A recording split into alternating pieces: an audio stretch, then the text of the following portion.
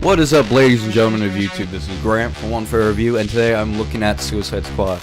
A lot of people have actually asked me to do this sort of review, spoiler talk, and that's sort of what I'm going to do. It's not really that much of a review, it's more just me talking about the movie, so it's a spoiler.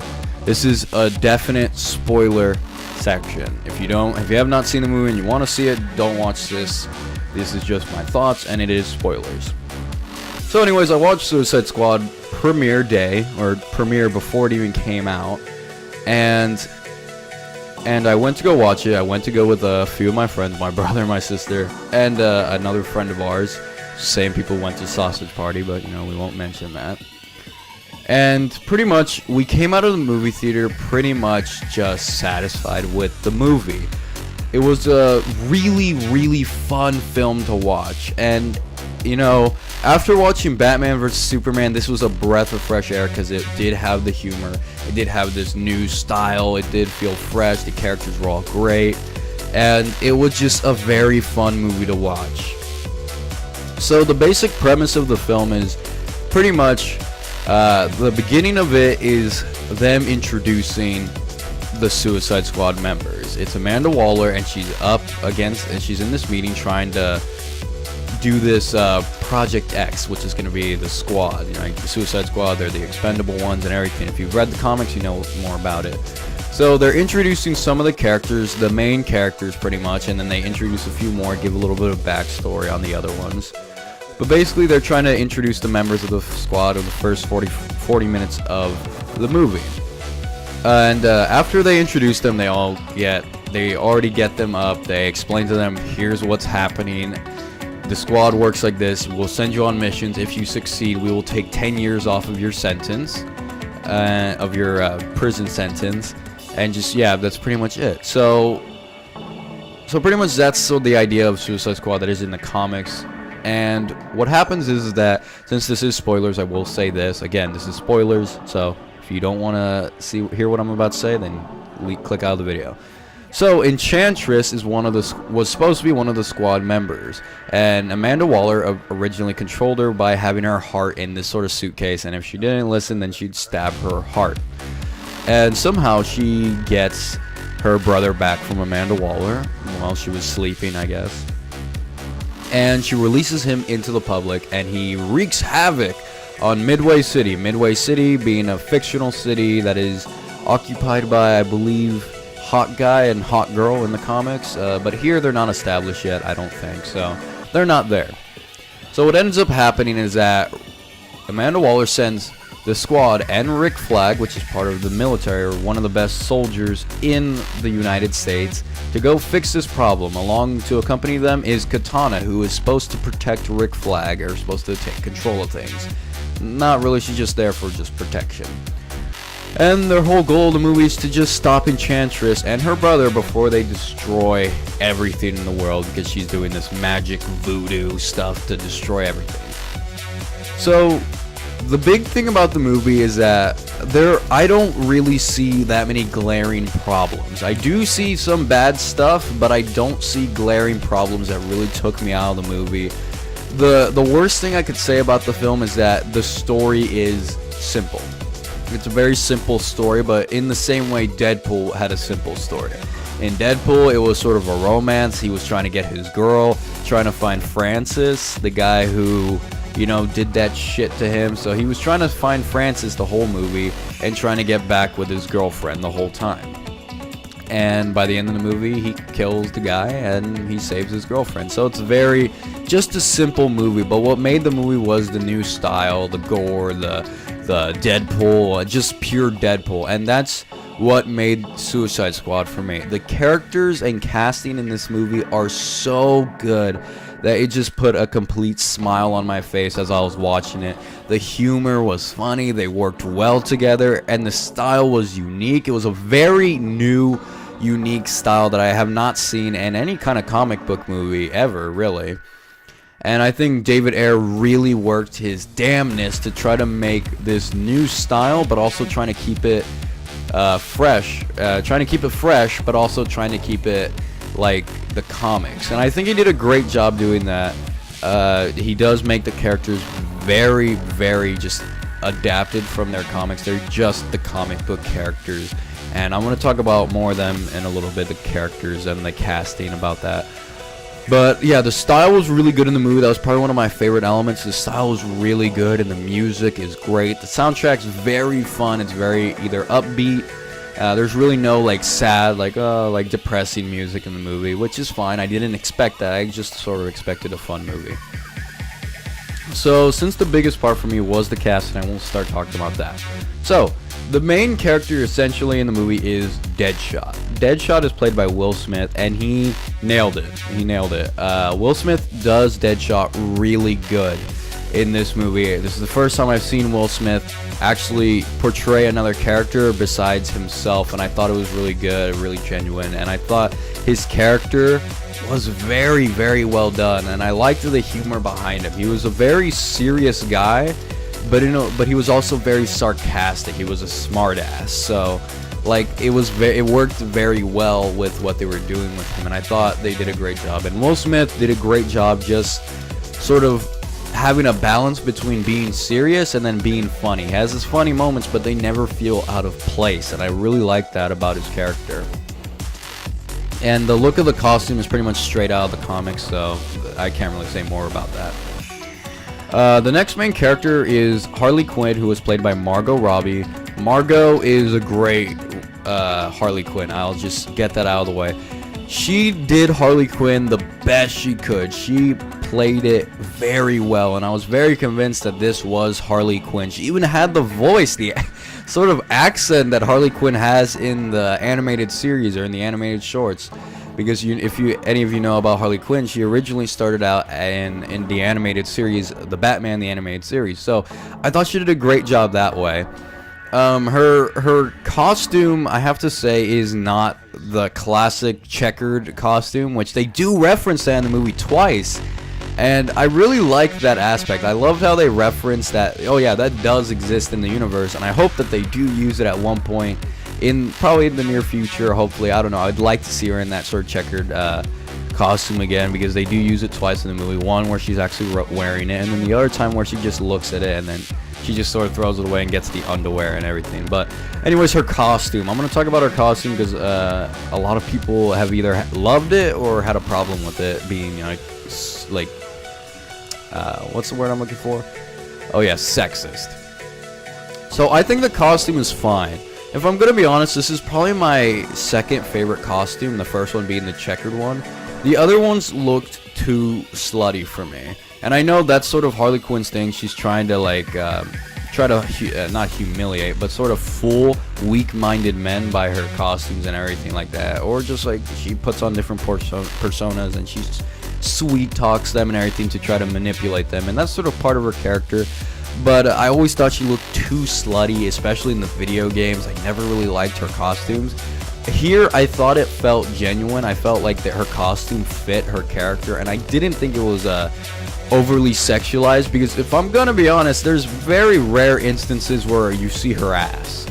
And yeah, like I heard someone say that was a big deal to them, like saying like, oh, we saw her ass way too much. And it's like, besides one or two scenes, you don't really get to see her ass that clearly, or her butt, excuse me. You don't get to see her butt that clearly. It's just, if you see it, you see it, but it's mainly just, they're not really sexualizing her. She's just sort of there.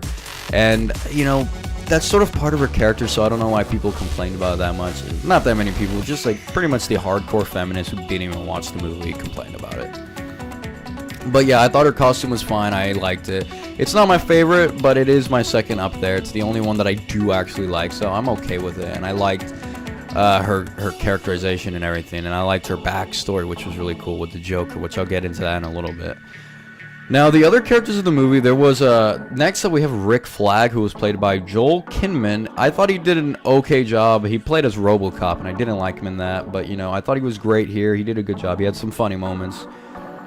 The other characters in the movie, like Amanda Waller, were played by Viola Davis. I thought she did a good job, but I haven't seen enough of her.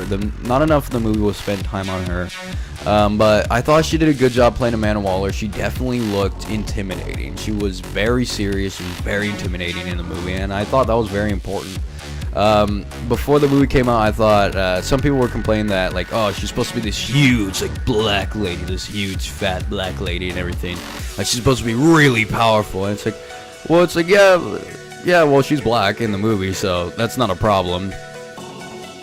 But basically, she's really badass in the movie in the sense where she is very just intimidating. She gives this look, this performance. She did a great job. Viola Davis did. Now there's a few more characters, but they weren't really that important. They were just sort of side characters. Jay Hernandez plays as El Diablo, which was actually one of my favorite characters. He had a very cool backstory. I liked the design of him, and his powers were really neat. And then we had some other ones. Of course, we had Captain Boomerang, which was played by Jai Courtney. I hate Jai Courtney, but I loved him playing Captain Boomerang. He definitely had some really funny moments and everything. Adwell Akinoe, I don't know how to pronounce his name, I'm so sorry, but he played as Killer Croc. He had two very funny moments in the theater, and everybody started cracking up. And the prosthetics on the Killer Croc itself was amazing. That was amazing to see. So I was very happy they didn't go with CGI. Let's see. There's a few other people in the movie.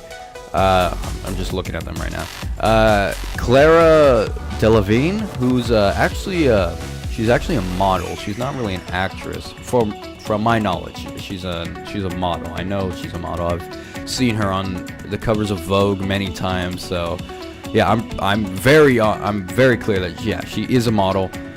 Her acting in this movie was great. I thought like Enchantress is not necessarily a great villain, but I thought just her look, her style, everything about Enchantress looked amazing. And here's one thing I do like the DC movies doing over Marvel is that they actually just show magic. That's what it is. It's fucking magic. And they never try to explain like, oh, it's science that you don't understand yet. And it's like, and please God, in Doctor Strange, do not have them say it's science. Just be like, or quantum physics. I think that's what they said in the trailer. No, just have it be magic, because that's what Doctor Strange is. And it's like, and for the first time, like, this is the first superhero movie that I've actually seen in a while where it's like, it's just magic. And I love that aspect of her. And yeah, Clara, hang on, I'm looking at Clara Delevingne. She did an awesome job as Enchantress. I thought she was very entertaining, and just her style, again, the look of her looked incredible, and I thought she looked very cool, very badass. Let's see, there are some more characters in the movie. Oh yeah, okay, so Karen Fukuhara, I'm butchering her name, I'm so sorry. Karen Fukuhara or something like that. Fukuhara. Okay, I have to mention this is a very beautiful woman, and she played as Katana in the movie. Katana is not a big part in the movie. She's more just a side character. She's there just to protect Rick Flag, and you know, I thought she did good, and I thought they took a big risk by just having her speak Japanese throughout the movie, which I thought was really cool. And I think she only speaks English like once. So that was really awesome, and like her character design was very awesome. They showed her as a badass sort of hero and everything. Again, you know, they didn't show too much about her. Will she get her own movie? Maybe, maybe not. I don't know. I'd like to see her again in maybe another Suicide Squad movie, or in her own movie in it herself. So that'd be very cool. I think Katana's a really cool character, and I thought they played her off pretty good. Okay, so let's get to the and then other characters like Adam Bleach, who played as Slipknot. Yeah, he did good. He did good. Yep. Okay, yeah, this is spoilers. Yeah, he dies in the first couple of minutes of the mission, and I completely called it out of all my friends. I told him, like, if anybody's gonna die in this movie, Slipknot's gonna be first, because usually in the comics or even in the animated movie, he was the first one to die because he's just not a cool character. He's just sort of there. So yeah, they kill him off in the first couple of minutes. The actor, he had one funny line. He had very few lines of dialogue, but you know, he was okay, I guess. I'm not a big fan of Slipknot, nor do I know that much. All I know is that he's really good at ropes and he's an assassin, but Deadshot's a better assassin than him. Alright, let's get into the big ones. So, Jared Leto plays the Joker. This is a new interpretation of the Joker. We haven't seen Joker since The Dark Knight, since Heath Ledger, and You know, I was very skeptical of the new Joker when I first saw him because I saw the tattoos and I didn't like it. I saw sort of the crap that he had in his teeth and I was just like, nah, I don't really like that. But you know, I knew that it was Jared Leto, and I know that Jared Leto is a fantastic actor. He's a terrific actor. He has played in some very good movies, or he's played in movies and he's done a very good job at acting. So I had a lot of faith in Jared Leto. And what happened, he did a great, fantastic job portraying a new sort of Joker. One thing I really appreciate is that all the actors who have played Joker, they've never really copied each other. They've always done their own unique style. And Jared Leto did his own style, and I thought he did a great job. Every time he was on screen, it was awesome, and I thought he was very cool in the movie. Now, I've said this to a few people. If you're thinking of going to Suicide Squad to see the Joker, that's going to be your highlight of the movie. He's not in the movie for that long. He's in it. He's not really in it for that long. He's in there for about 10 minutes. And yeah, he's supposed to be a side character. And honestly, I didn't think he was going to be in Suicide Squad to begin with when they first announced that there was going to be a Suicide Squad movie. But once they said they did, like, yeah, I sort of thought, okay, that's pretty cool. They're going to have him in the movie. I don't know for how long, but, you know, they're going to have him in the movie. So it was more just like sort of not eye candy, but fan service to me to see him in there, and I hope he does more in the future. I heard that there was a lot of scenes cut out of the Joker, which I think is very obvious because there was 2 scenes in particular that were in the trailers that I absolutely did not see in this movie, and there's a few other proof online that he was not in the movie that long. Even Jared Leto himself said he was not in the movie for that long, and he was displeased. He was displeased with Warner Brothers because they cut him out of the movie so much. But I thought he was in there a good amount. I would love to see more of him if they have an ultimate cut. Hopefully they show more of him. That'll be cool. So yeah, him in the backstory with Harley Quinn I thought was very well done, and I really loved it. They stuck to the comics. They stick to the comics, but in a way they kind of didn't. In this version, Joker's actually into Harley Quinn. And that doesn't bug me because I actually do think it's kind of an adorable relationship because, like, how far he's going to save Harley Quinn. Because originally he just sort of uses her as a tool, as just like, yeah, she's just there. I use her and everything. She's just sort of there. I pretend to love her. But here he actually does love her, and I do think it's kind of an interesting thing, and I don't mind them doing this sort of turn, and I actually kind of like it. So that's my opinion. Your opinion may differ, but hey, you know what? That's my opinion. Next thing I'm going to talk about is that there were 2 other characters. They had brief cameos. They were just cameos. And they were 2 members of the Justice League, and my god, it was pretty cool to see them. Now, the 2 characters were, of course, Batman, which we've seen in the trailers a little bit, and the Flash. Now, I'm going to talk about Batman first. Now, Batman's in the movie for not long at all, for just a couple minutes at best. He's mostly just in the flashbacks, and he's in it towards the end of the movie, which I will discuss.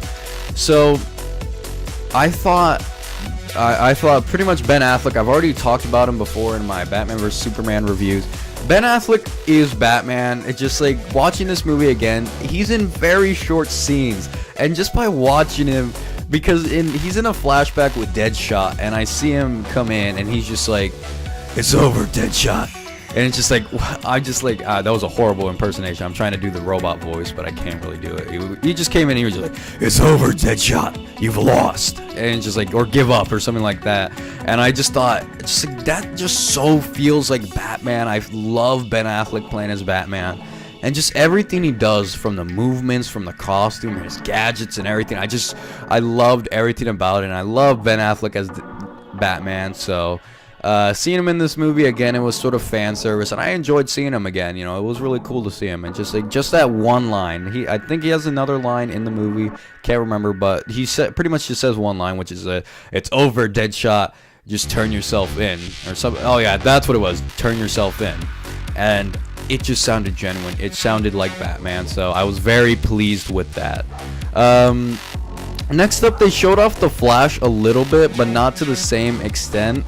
he was in one scene and he was in there for literally a couple seconds. He was just sort of there for like a little bit and everything. But you know, for what he was in there for, I thought it was very cool and everything. I very much enjoyed. I enjoyed his costume and everything. The actor, again, I don't really know how he acts. I don't know how he is the Flash. I've sort of only seen the teaser footage that they showed at Comic-Con. But from this, he looks cool and the effects look cool. It was just sort of a flashback of Captain Boomerang and him stopping him, so I like that. So overall, what did I think about the movie? I thought it was a great movie, very entertaining to watch, and it does have its problems, but really all the good all the good stuff, which was the style, the humor, the music, and the characters and the casting, all of that sort of, I could overlook like the simple story or the kind of weak villain. She wasn't that weak. She was really cool. I'll give her that. She's better than the last couple of Marvel villains, but she was just sort of like, she was just a villain, and she was kind of cool, but you don't get to see her that much. But she's not a particularly like strong villain that she's menacing and everything. She was just sort of cool. So casting was great, music was great, style, characters, everything about it. I thought the action was really good. The humor was hilarious at times. People walked out of the movie theater satisfied, and there was an end credit scene that I got very excited for. Even though I already knew it was coming, I was like, okay, yeah, I already know that's coming. But you know, seeing it, I just got excited even more. So final verdict is an 8 out of 10. I thought it was a solid movie. I'll definitely rewatch it in theaters. It's a great movie and everything. It's definitely better than Batman vs Superman. And after watching this movie, I can't wait to see Wonder Woman, because that looks like an even better movie, because it actually looks like a good like story and a good character arc and everything. This one was just sort of a fun film, and if you want a fun film, this is what you get. And those are my final thoughts on it. And yeah, we're running at 21 minutes. This was a long spoiler talk. But anyways, I'm Grant from One Fair Review, and I'll see you next time. As always, have a nice day.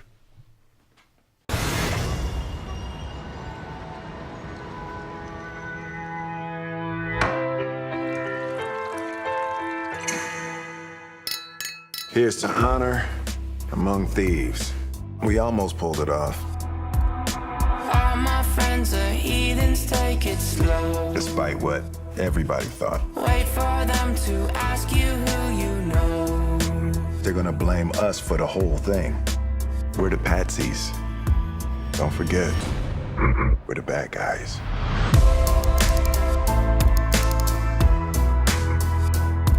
Please don't make any sudden moves. You don't know the half of the abuse. We've all heard the stories of Samson leveling a temple with a single push, or the Philistine weapon of mass destruction named Goliath. The next war will be fought with these meta-humans.